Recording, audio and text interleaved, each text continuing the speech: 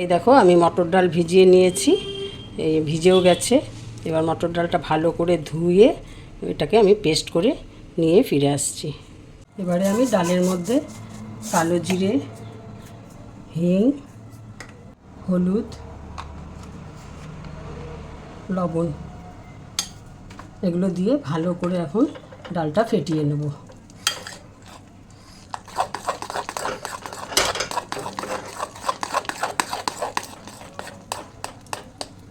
কড়াই বসিয়ে দিলাম, গ্যাস ধরিয়ে দিয়েছি। এবার আমি তেল দিয়ে দেব। এবারে আমি ডালের বড়াগুলো ভেজে নেব।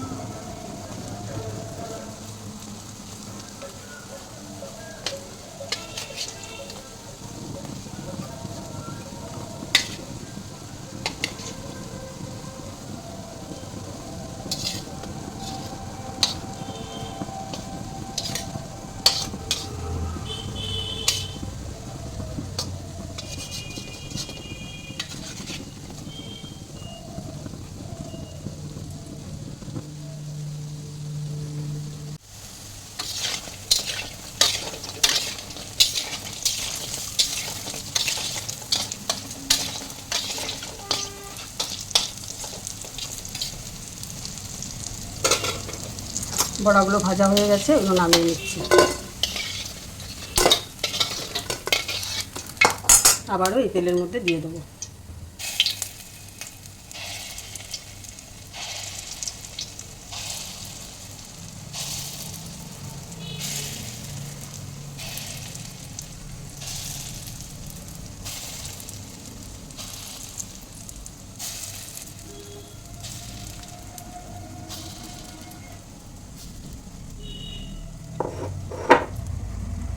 সবগুলো বড়া ভাজা হয়ে গেছে, এবার কড়াইয়ে তেল দিয়ে দিলাম। এবারে জিরে, মেথি আর সামান্য একটু হিং দিয়ে দেবো সোমবারে, আর একটা তেজপাতা। এবারে হলুদ, জিরের গুঁড়ো, ধনের গুঁড়ো আর লবণ আমি একসাথে গুলিয়ে রেখেছিলাম, ওটা দিয়ে দিলাম।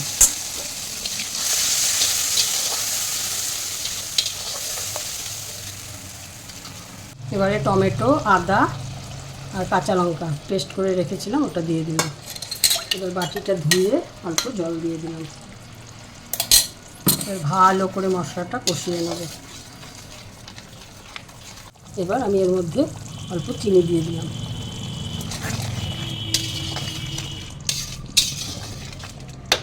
মশলা থেকে তেল ছেড়ে দিয়েছে, এবার আমি জল দিয়ে দিলাম।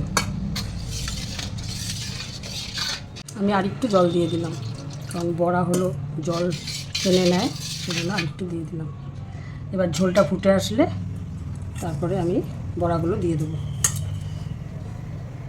ঝোলটা ফুটে আসছে, এবার আমি বড়াগুলো দিয়ে দিলাম।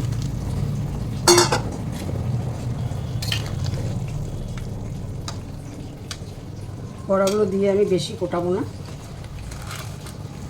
গরম মশলা,